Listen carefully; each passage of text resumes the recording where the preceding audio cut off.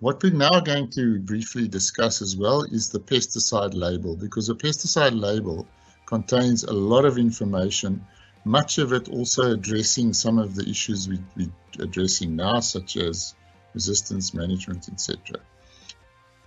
What we're going to do is we're going to use the label of this specific insecticide as an example of a pesticide label to discuss a pesticide label. The product is Edition 150 SC, which is an insecticide that is registered in South Africa and some other countries as well for the control of fall armyworm.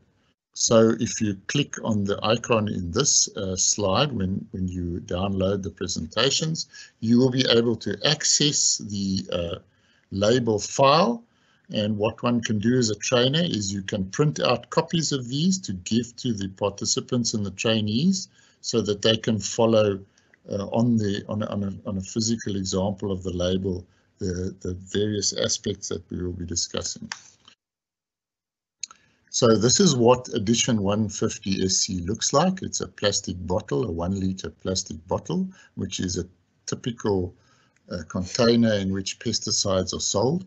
Most labels that you will encounter of pesticides in the market consist of what we call a front panel and then a side panel or side panels. And the appearance of this label can depend on the size of the pesticide container or bottle and various regulatory requirements in different countries. We saw the 1 liter container earlier, but what one must also be aware of is that a lot of pesticides are available in small containers. So we have an example in the next few slides of a small 50 milliliter glass bottle of insecticide that is packed in a cardboard box. The bottle itself has the front panel label on it, and the box would also contain, or does also contain, a small measuring cylinder for measuring the correct dosage, and a leaflet, which in this case is equivalent to what I've called the side panel. The outer box also has partial label information, parts of the front and the side panels printed on it. So this is what the product specifically looks like. So you can see there on the right-hand side the cardboard box, on the left-hand side the little glass bottle containing the insecticide, the leaflet with the label on it, and above the box a little measuring cylinder to be able to measure the right dosage. And if we open up the box, you can see there is not all the label information, but a lot of the label information is also included on the outer cardboard box as well. This is another example of a very small packaging of insecticide. This one again has a cardboard box with a plastic bottle on the inside. You can see the leaflet there that's inside the box with the label on it. This specific product has a small syringe within the box, which is then used to measure out the correct dosage of the insecticide. And what you see on the extreme right of this picture is a pair of very simple plastic gloves that the end user can use to protect their hands while working with this product.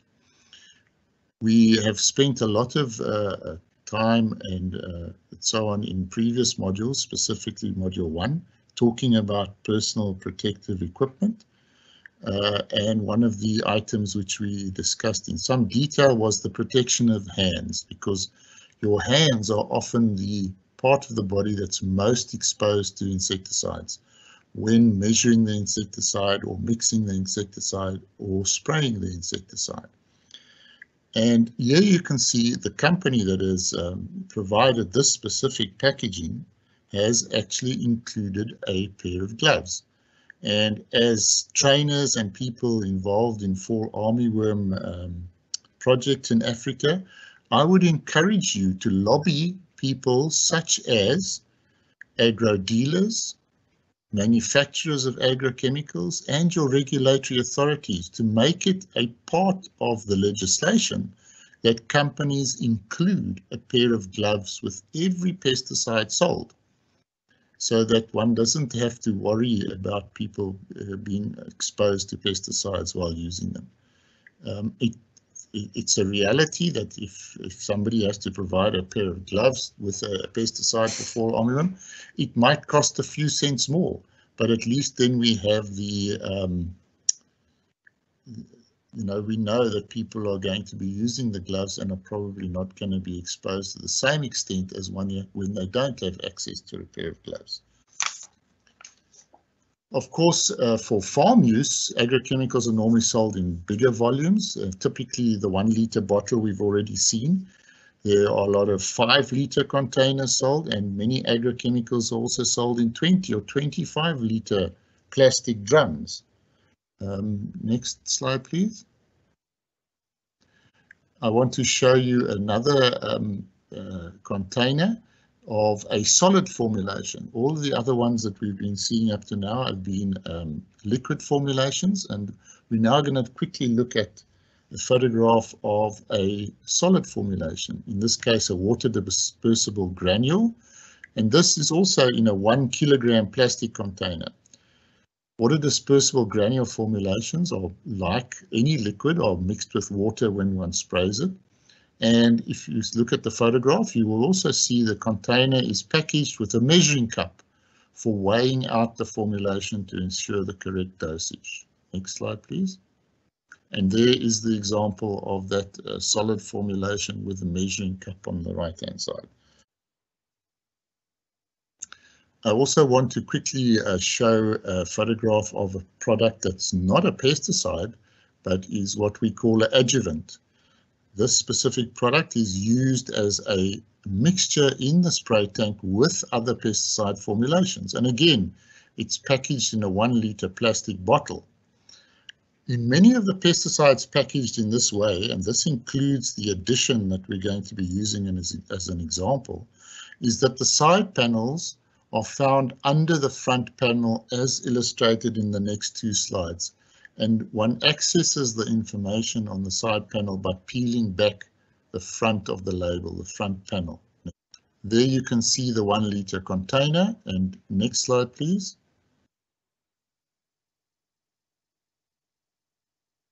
Here we can see the front panel peeled away and all the other information regarding the product on the side panels under the front panel. And this is just to illustrate a product in a 20 litre plastic container drum. And in this case, the entire label, front panel and side panel, is on the outside of the container. So what is the basic label information that one has? Let's look at the front panel first. Most pesticide front panels will contain the following information. And one can point this out in the following slides to the trainees, and they can also follow it in the printed out copy of the label that you give them. So it will have the brand name. So the brand name will be the name under which is sold. So for example, Coca-Cola is a brand name. It will have the active ingredient, and if you know a little bit about Coca-Cola, you'll know that the active ingredients in Coca-Cola are sugar and caffeine. It will tell you what's the concentration of the active ingredient, what type of product it is. It has what we call a color band, which indicates the toxicity of the formulation, as well as various pictograms that illustrate the risk to the applicator and to animals and the environment. There are additional pictograms that will illustrate what sort of PPE needs to be used in mixing and spraying the actual product. There will be registration information and information on the company, as well as the formulation type, and important when we look at the insecticide resistance management, there is normally information on the chemical group under which the product falls. Next slide, please. So there we have the front panel of an example. If we can go to the next slide, please. Okay, in this slide, you can see the product is in an insecticide. And off the right top, you have a little logo. In this case, it looks a bit like an ant, which also gives additional information to the user And hopefully you'll be able to recognize from that this is an insecticide. This slide illustrates the registration information for the product, and this will be, of course, different for different countries. This illustrates what type of formulation it is. And here we have an indication of what the actual active ingredient is. This is the group or the mode of action group of the specific active ingredient. Next slide. And this is the concentration of the active ingredient in the formulation. Next slide. Often a front panel will also have information regarding insecticide resistance management, and in this specific case of the addition product that we're using as an example, the insecticide group is group 22, which is a voltage-dependent sodium channel blocker, and it's also indicated by the IRAC group code or the number. So all pesticides will be, all insecticides will be classified into a group by IRAC. We've already mentioned the app that you can use, and there's a lot of information on their website regarding insecticide resistance management. There is where the information regarding IRAC insecticide group and the number of the group is on the front panel. Next slide.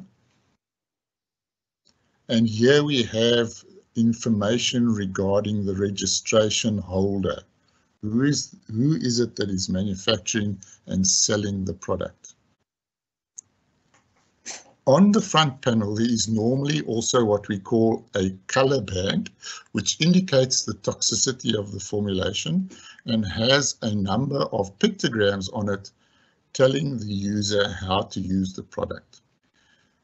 This color band consists of a number of different elements. On the left-hand side of the pictogram is always a pictogram, and you can see it in the bottom right-hand side of the slide, that indicates that pesticides should always be kept locked up when not in use and should be kept away from children and people who do not know how to use pesticides correctly.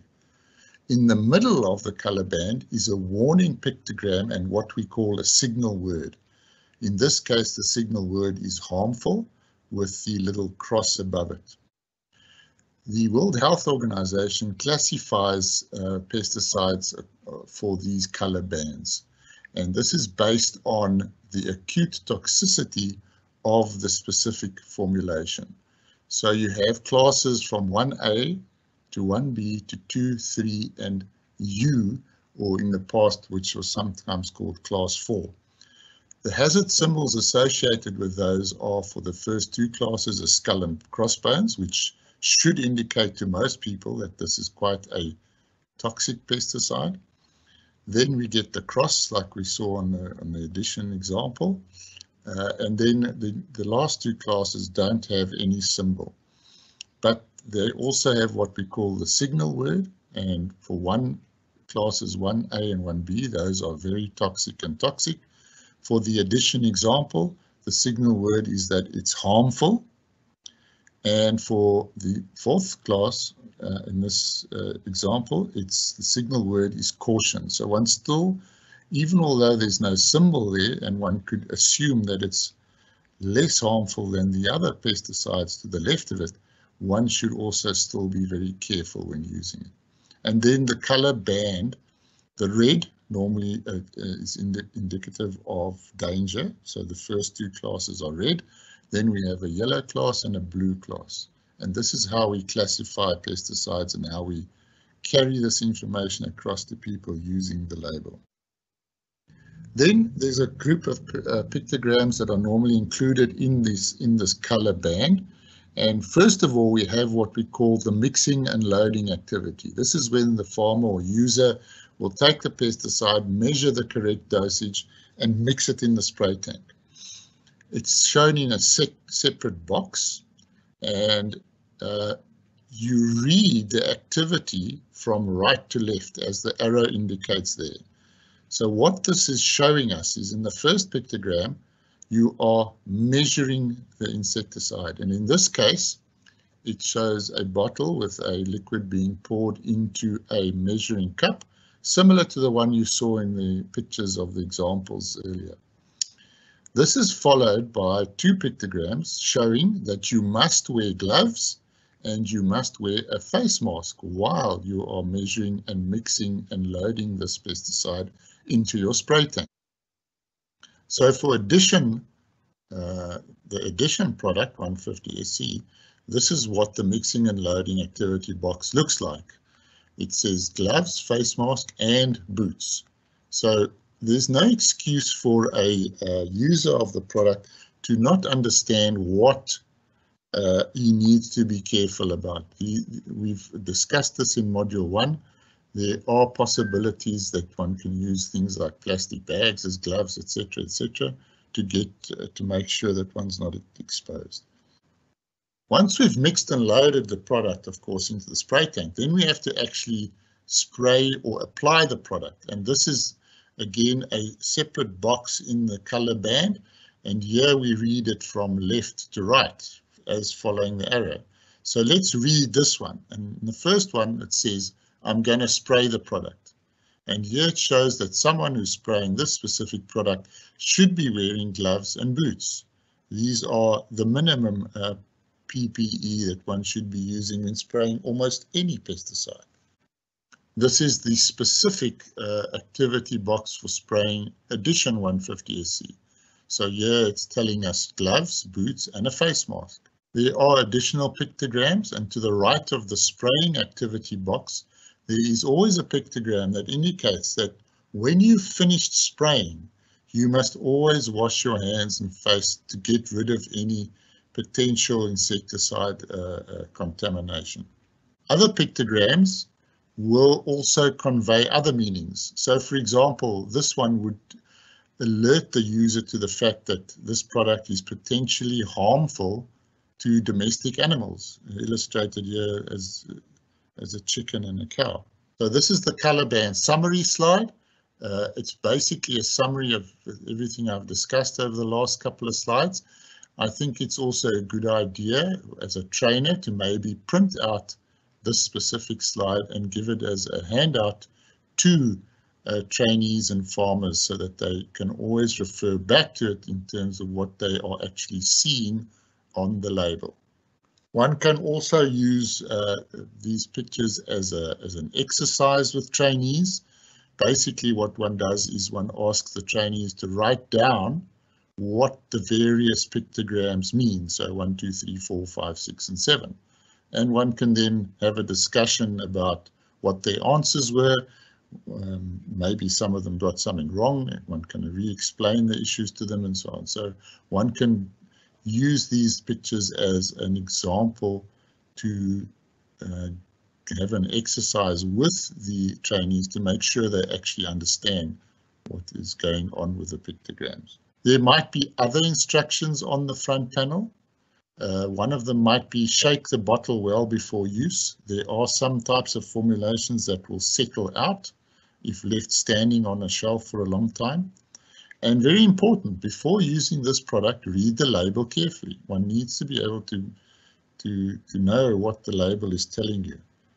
A typical side panel of an insecticide label should always, at a minimum, contain the following information. The pre-harvest interval or withholding period, I will briefly describe that a little bit later. Again, any resistance management warnings, any compatibility with other products. Many farmers would like to mix various products in the same tank, and this information will tell them whether this is possible or not. Then the actual mixing instructions, and then how to apply the product. Are there specific techniques one has to use, etc. And then the label must, of course, tell you about the dosage rates and the instructions for applying the product at various rates on various crops. A pre-harvest interval is also known as the withholding period, but this indicates the period in days that needs to pass between an insecticide application or any pesticide application and the harvest and use of the crop. In the example that we're using, addition 150 SC, This period is 7 days for maize. So if one sprays the addition on a Monday, one cannot pick the maize to eat it or use it in any way before next Monday. One would have to wait for 7 days or 1 week for addition 150 SC. And then you can see we've highlighted the maize, but you will notice that products like this are registered on a number of different crops. And the withholding period for different crops can be very different, from 1 day up until 40 days, 42 days in this case. So one has to make sure that one looks at this information. Because many of the crop pests, and we've already discussed this with fall armyworm, have developed some sort of resistance to some insecticides, most of our labels will have a statement related to resistance management. This is a resistance management statement example from the label of addition 150 SC. And you can see it warns about the repeated use of insecticides from the same group and how one should actually go about rotating insecticides to prevent resistance development. General directions for use are always found on the side panel as well. How to apply the product, what climatic conditions can do to the product, what the effect of rainfall might be, and all sorts of additional information might be on this part of the label. Compatibility with other products, as I've mentioned, sometimes agrochemicals are mixed together. Normally one does this if you've got 2 types of pests and the one product only controls one of those pests. Then one would mix, for example, 2 insecticides, or if one has an insect infestation as well as a disease at the same time on the crop, one might mix things like insecticides and fungicides together so that one saves cost, so that one only applies once as opposed to 2 times. And most labels will state whether this is possible and how to do it. Just to come back to this issue of compatibility, and we've discussed adjuvants in module 6. When we use an insecticide spray for fall armyworm, the worm or the caterpillar is often hidden deep in the maize plant's whorl or burrowing into the cob. Therefore, the use of an adjuvant, such as a super spreader, for example, as we illustrated in module 6, can be used to ensure that the insecticide gets to where the worm is, in the whorl. And once again, one must make sure that the adjuvant one uses must be compatible with the insecticide. And this would normally also be stated on the label of the product. Here is, for example, a compatibility statement for the addition label. And you will see it says addition 150 SC is compatible with a product called Judo, and then surfactants like Breakthrough or Charge, which is the specific one we discussed in module 6. So in this case, one would be able to mix this product addition with the Charge product that was discussed in module 6 and apply them together to the maize plant. So what are the application rates? What is the dosage? And what's the other information we need from the label? The example from our label of addition will show the above information for the control of specifically fall armyworm on maize. You must note that when we look at this, there will be a restriction on the use of the product during the season. And what it will say is you can only apply 2 times per maize growing season with this product addition. This is related to insecticide resistance management. And like I've said before, one should encourage rotation to a different insecticide every time one applies a product for fall armyworm. Here is the actual label information for fall armyworm on maize. And you can see there are some additional information there as regards the amount of water one should be using, and etc. One must be aware of the fact that there can be different packaging types and different colors. Some manufacturers will have different packaging types, different colors, logos, caps, etc. to distinguish the different pesticides from one another. Here you can see an example of different packaging related to different product types. So from the top, one would get insecticides, fungicides, herbicides, additional herbicides, adjuvants, etc. As a trainer, you should also be aware of the fact that different countries may have very different labeling requirements. So I'm going to show you an example of an insecticide label for Mozambique. And for Mozambique, there is a specific pictogram to indicate that this product is an insecticide. And the warning symbol is different to all other countries. And of course, the language for Mozambique is Portuguese. Illustrated here is an example of an insecticide for use in Mozambique. And in the red circles, one can see that their warning signals and the indication that it's an insecticide look very different to some of the pictograms and things I've been showing you in the addition example. And Mozambique and Angola, being old Portuguese colonies, have labels that look very different to most other countries. Again, we want to discuss labels in different countries. The product called Belt 450 SC is a product that's used in Africa for the control of fall armyworm and in other parts of the world.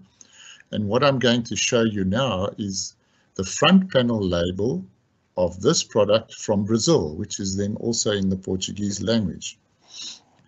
Although the format of the label that I'm going to show you in the next slide looks slightly different from the Edition 150 SC we've been using as an example, essentially the same information is present on the front and side panels.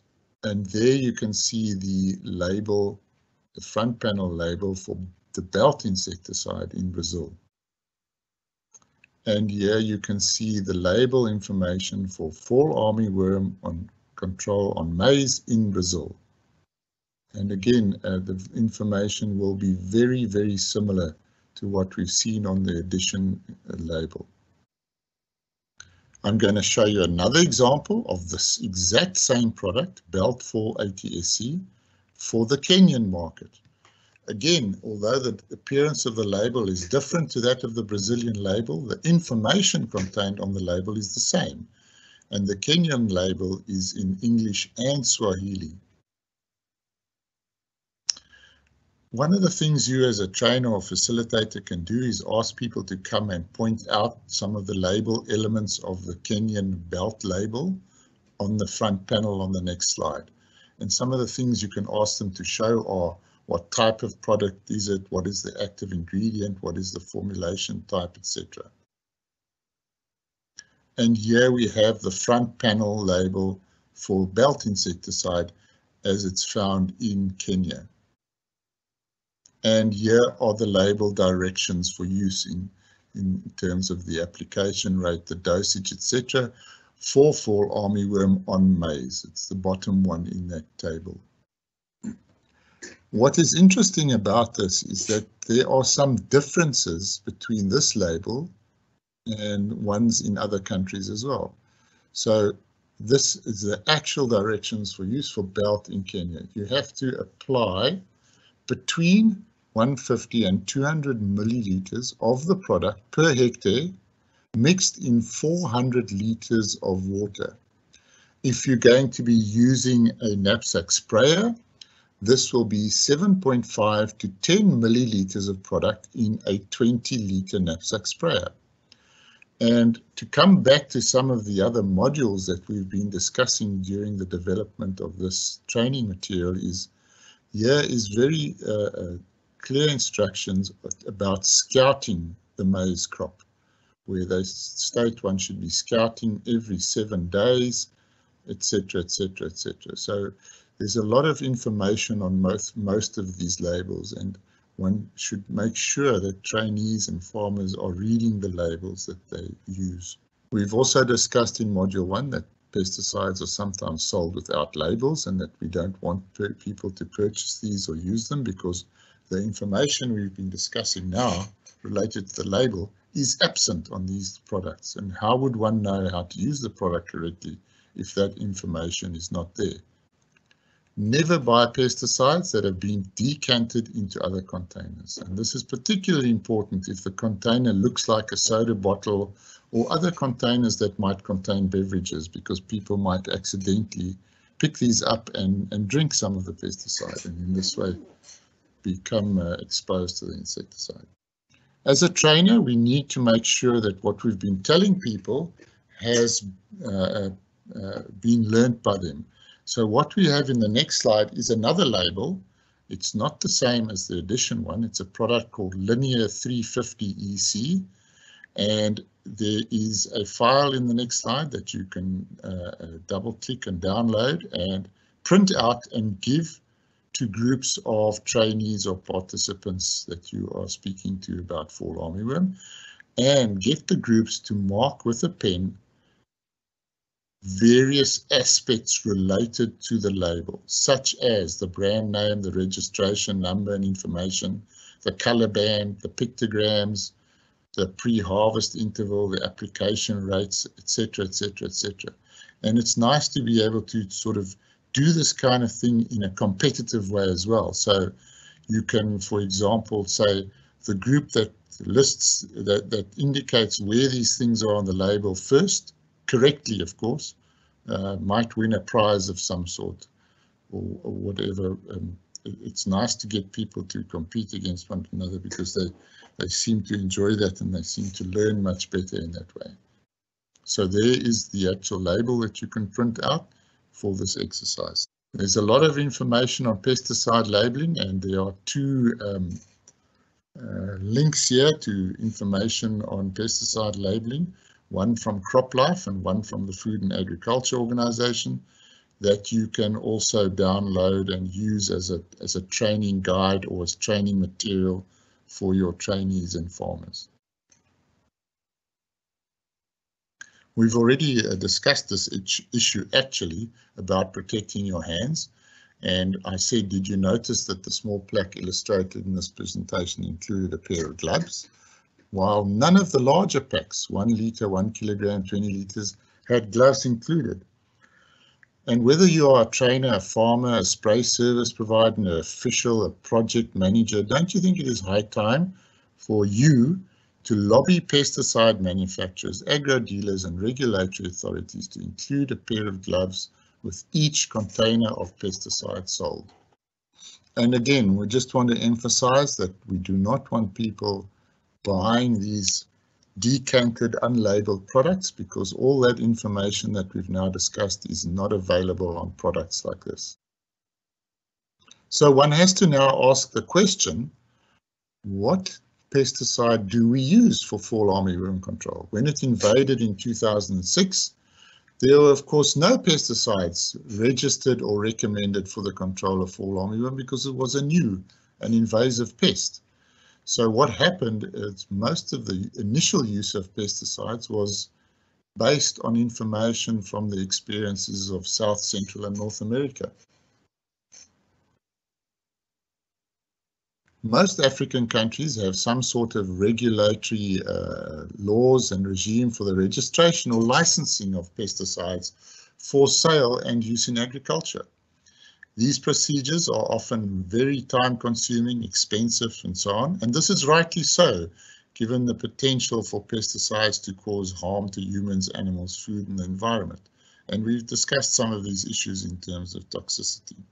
What happened in the initial stages of the fall armyworm invasion in Africa is that many of the countries with a regulatory system established what we call an emergency registration scheme to assist with controlling fall armyworm. In addition, there were a lot of governments that purchased large quantities of pesticides, which were mostly given for free to subsistence and smallholder farmers. And there are obviously often political motivations behind these kind of actions by governments. And one wants to make sure that these pesticides that are being given away for free are also used correctly. So here we have a document from the Kenya Ministry of Agriculture and Irrigation regarding the status of fall armyworm in Kenya. And from that document, you will see what are the recommended pesticide active ingredients in Kenya for the control of fall armyworm. And you will see the different pesticide classes, as well as the active ingredients, and then the trade names of these various products. So most countries will have lists like this, and in many countries this list will be based at this stage still on emergency registrations to control the invasion. This is the list of emergency registrations for fall armyworm for control in South Africa, and I'm going to just use this list as an example of the types of pesticide that are available in various countries. If you look down at the left-hand column, you can see our product addition, which is we've been using as an example to discuss the label. And as you can see from the South African list, there are a lot of different products registered for fall armyworm. Some more products, and the next slide, please. And more products. Next slide. And there's the end of the list.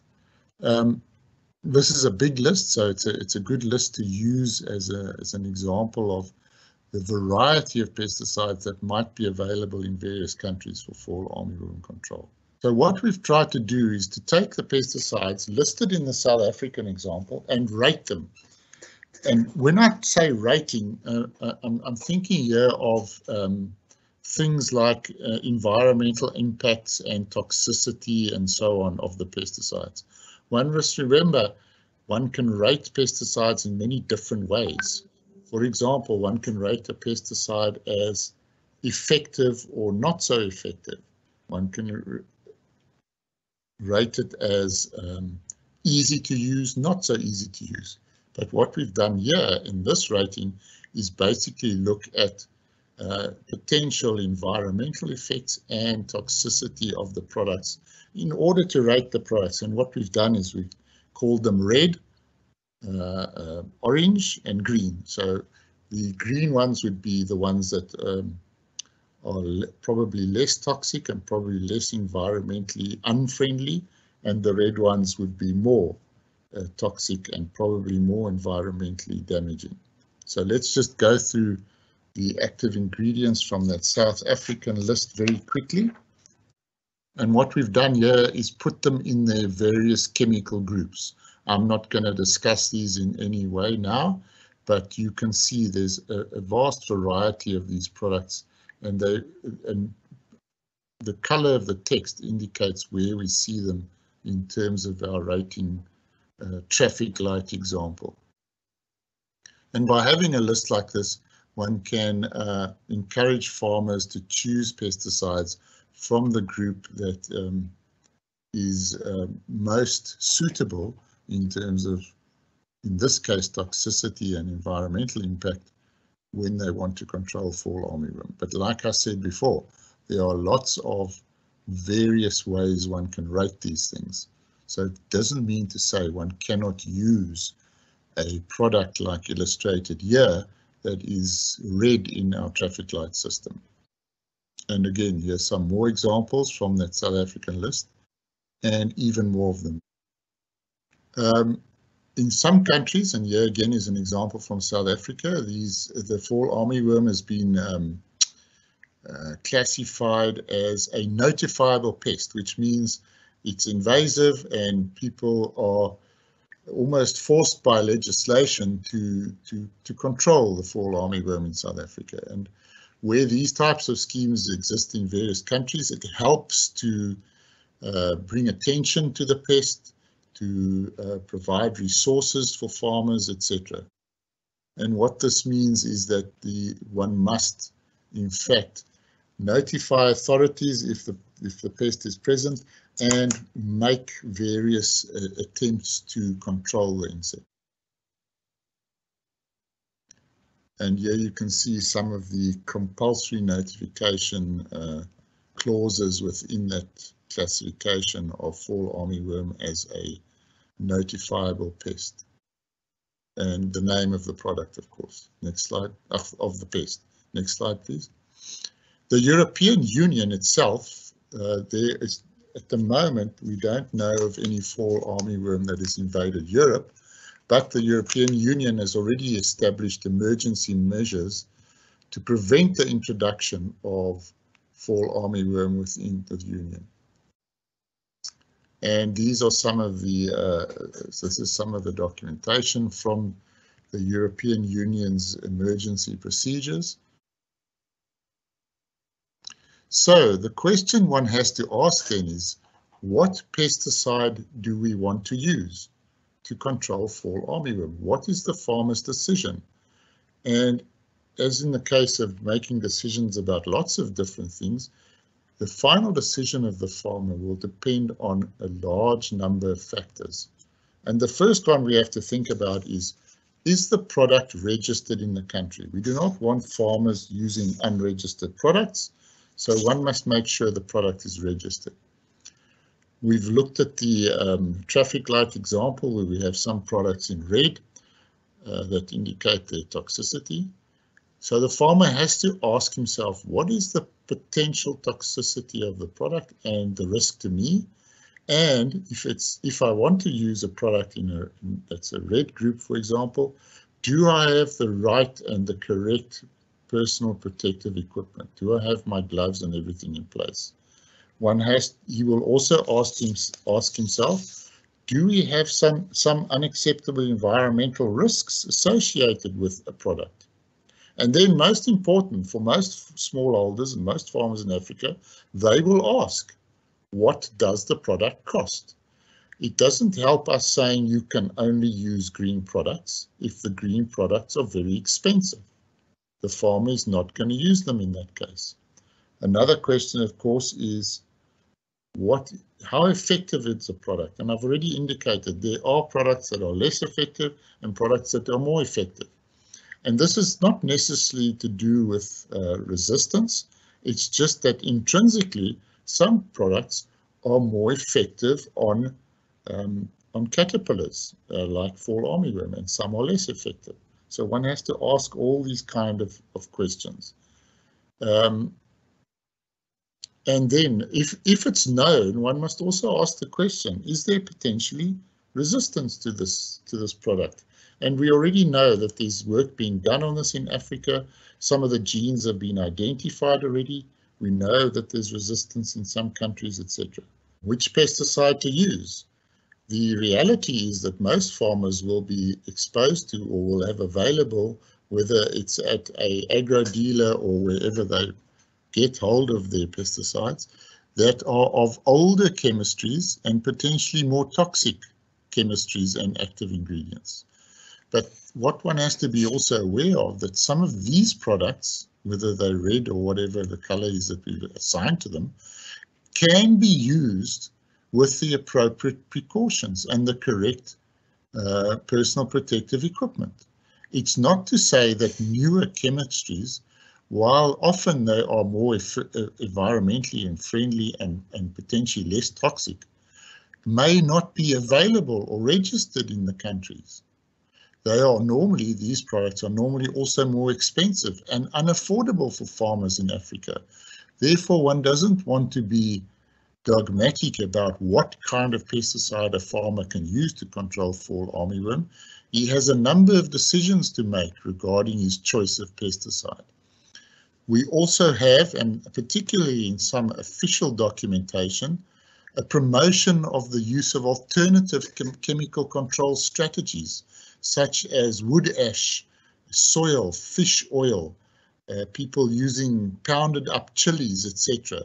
None of these alternative chemical control strategies, and now we're not talking about things like push-pull strategies or intercropping or use of natural predators. We're talking about what are things that are alike in terms of their control way of controlling the pest as any other chemical, such as adding soil or ash to the whorl of the plant. These things should be discouraged because we do not know anything about these products in terms of their toxicity, their effect on the maize plant. We don't even know if they work. There have been 1 or 2 publications coming out recently testing some of these so-called alternative chemical control strategies, and they have been found to be not effective in controlling fall armyworm. So we don't want to actually, in official publications, etc., encourage the use of these things. One should encourage the use of well-tested, well-researched pesticides using the appropriate PPE and the appropriate precautions in terms of use. And we have additional information available on the website, of course. There's also presentations on pesticide formulations, because these can also affect the efficacy of products for fall armyworm control. And I would strongly encourage you to look at all these materials, to download them and to use them in your discussions with people about control programs, your discussions about training of farmers and other people involved in fall armyworm programs in Africa. Thank you very much.